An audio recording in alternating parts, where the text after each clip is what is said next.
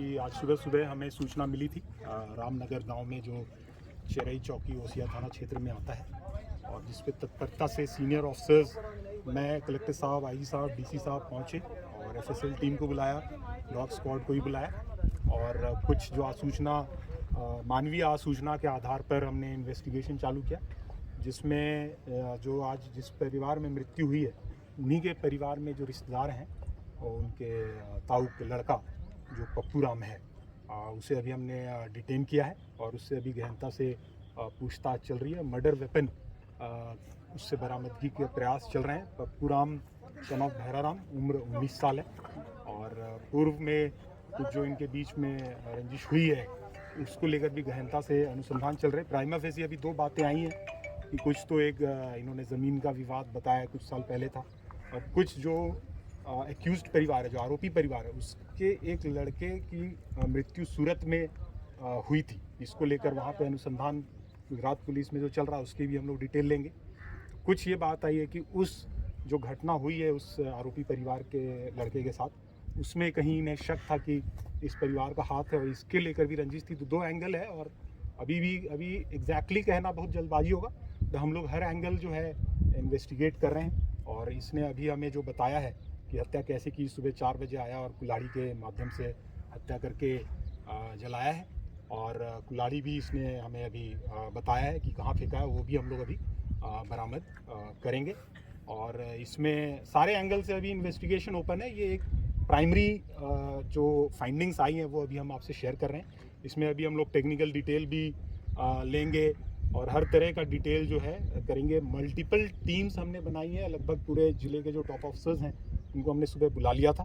हर एक को अलग अलग टास्क दे के हर एक चीज़ें अभी भी हम लोग गहनता से करें। तो ये जो भी मैंने बताया प्राइमरी फाइंडिंग है और जैसे जैसे इन्वेस्टिगेशन में और डिटेल होंगे हम लोग आप लोग से अपडेट शेयर करते हैं। जलाया किससे था सर? जलाया किस पदार्थ से था, कुछ आइडिया लगा है? किचन में जो अभी इनफ्लेमेबल मटेरियल होता है, मतलब रसोई में उस तरह की बात आई है। उसमें भी अभी उससे हम लोग बरामद करेंगे अगर कोई ज्वलनशील पदार्थ उसके पास। अच्छा सर, पप्पू राम आया था तो पप्पू राम बाहर कौन सो रहे थे, पहले किसको मारा, फिर अंदर गया, कैसे क्या थी पूरा? बाहर जो दोनों वृद्ध महिला और पुरुष थे उनको मारने की बात बता रहा है और अंदर वो जो उनकी बहू सो रही थी उसको मारने की बात बता रहा है और फिर बच्ची को भी उनके साथ जलाने की बात अभी बता रहा है। बट मैं बार बार आपसे ही कह रहा हूँ, ये हमारी प्राइमरी फाइंडिंग्स हैं।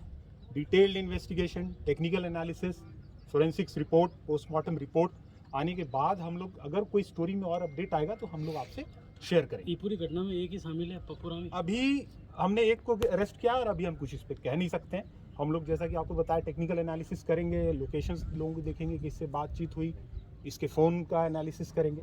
तो मैं बार बार यही कह रहा हूँ कि ये प्राइमरी फाइंडिंग है और अभी जो हमने किया है उसका मैं आपको अपडेट दे रहा हूँ। पोस्टमार्टम को लेकर क्या है? पोस्टमार्टम मौके पर कलेक्टर साहब ने बोर्ड गठित करवा दिया था और मौके पर ही पोस्टमार्टम जारी है और हमारी जो एक्सपर्ट टीम है वो लगी हुई है। एफएसएल भी बहुत ही गहनता से सीन का एनालिसिस कर रही है। आईजी साहब ने भी स्वयं अपने निर्देशन में एफएसएल टीम को भी गाइड किया है कि क्या इसमें और हम लोग एविडेंसेस ले सकते हैं। तो कोई भी एविडेंस हम अनटर्न्ड नहीं छोड़ रहे हैं और कोई भी एंगल हम लोग अभी अनटर्न्ड नहीं छोड़ेंगे। सारे एंगल्स ओपन है। ठीक है सर। सर अच्छा सर, पूरे घटनाक्रम है, क्या लग रहा है, जमीनी विवाद है या? अभी जो प्रारंभिक जो इनपुट्स आया है उसमें ऐसा लग रहा है कि इनके बीच में ज़मीन को लेकर डिस्प्यूट चल रहा है। आपस में एक भाई है, उसके औलाद नहीं है और ये जो आरोपी है इसके 4 भाई हैं।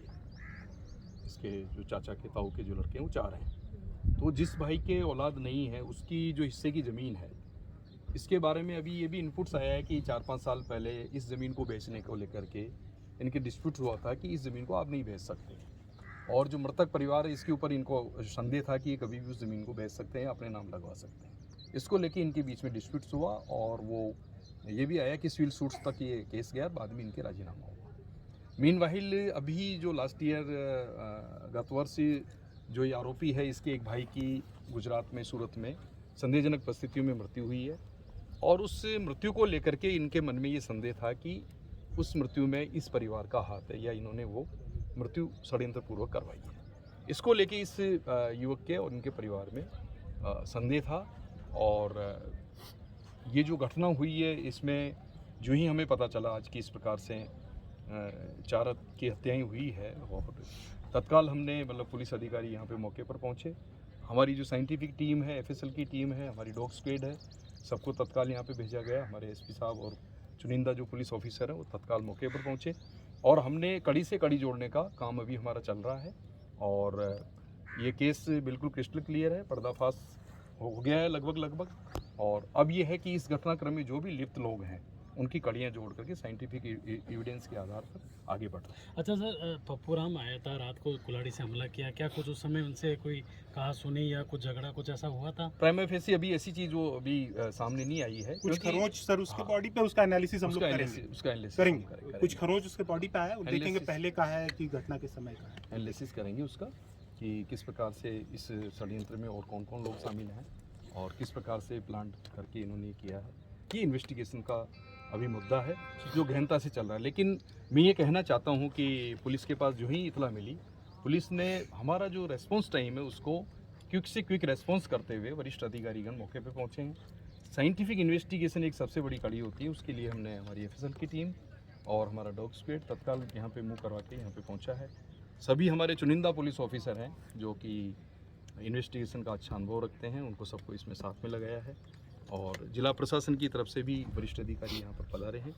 जिला कलेक्टर तत्काल यहाँ पे पहुँचे हैं और डिविजनल कमिश्नर साहब भी यहाँ पहुँचे हैं और अब हमारी यही अपील है कि पुलिस अपना काम कर रही है और कानून व्यवस्था बनाए रखने में पुलिस का सहयोग करें।